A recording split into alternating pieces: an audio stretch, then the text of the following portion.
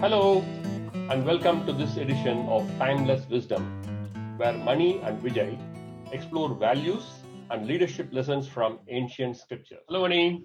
Welcome again for another conversation that we will have about the ancient wisdom.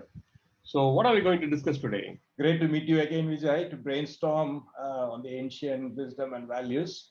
Today, we are going to discuss yet another value highlighted in the 13th chapter of Bhagavad Gita, the ancient Indian scripture. We are going to discuss a value called Aarjavam, which translates from Sanskrit to English as rectitude or straightness. So, Aarjavam indicates one being straight like an arrow and aligned on three things, which is thought, word, and action. And the alignment of all the three is a clear reflection of one's own ethical standards. The non-alignment causes a splintered personality, and I'm constantly putting up an act to look convincing and also achieve my selfish goals. Said that so well. When I look at the corporate values that comes by the word that you mentioned on Arjavam and the meaning that you gave, two things come to my mind. One is integrity, and the second one is authenticity. So I'm reflecting on my own career days when I used to work for a company that still has honesty, integrity, and respect for people as their core values. And I'm so fortunate that I happen to work in this company, which is not the values are not only put up on the walls, but there were people who are practicing it very actively, and that really made a huge difference in terms of how I shaped myself as a person and the values that we build over a period of time. Another word that comes to my mind, this is coming from the word processing context. They call it as YZV. What you see is what you get. I thought that was a fantastic word. It tells you in terms of, what you see is what you get. That's like a clean coherence in terms of who we are as a person and being authentic. That's a great example, Vijay.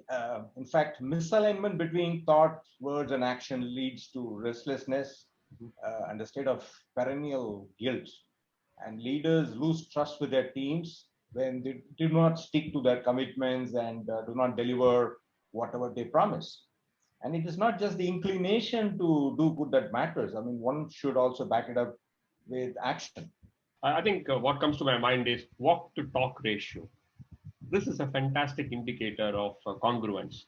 There are leaders who walk the talk and they become more trusted. And what happens is they also create a ripple effect in the organization and the team also. So what the leader does, the organization follows. On the same account, the leaders who don't get it right, the walk to talk ratio, they create dysfunctional teams and the organization also. That's very unfortunate. So people in this type of dysfunctional organization, they work in a very fearful environment, always worrying about being politically correct and worrying about who is going to stab me from behind, that sort of a thing. Yes, and how often we see this with bad leadership, right? We see politicians who commit something before the elections, and we know how they behave after the elections.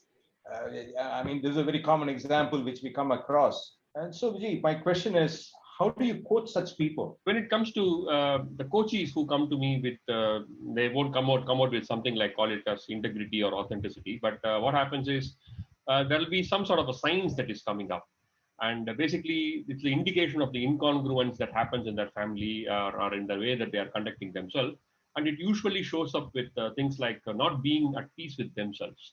So that becomes the initial showing point. The first step is in anything is to really get an awareness of we are not peaceful and acknowledge that we are not peaceful. I think that becomes the first step there. Incongruence in their lives, generally nature takes its own corrective action. It gives the experience that they have to learn it from, and in some unfortunate situation, they might be enforced into some law which basically jumps in and gives the right experience to get them back on track.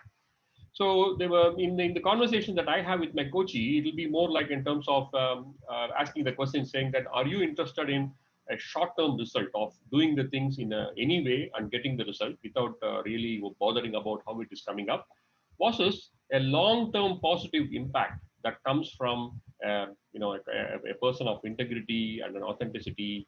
And one of the powerful questions that I found the people really stop and reflect on that is that What legacy do you want to leave? I think this is a very powerful question. And most of the time, people take this and then they reflect on it, and that usually brings a change. That has been my experience. Fantastic. If someone does not have Aarjavam as part of nature, then nurturing and building that value is obviously going to be a painful process.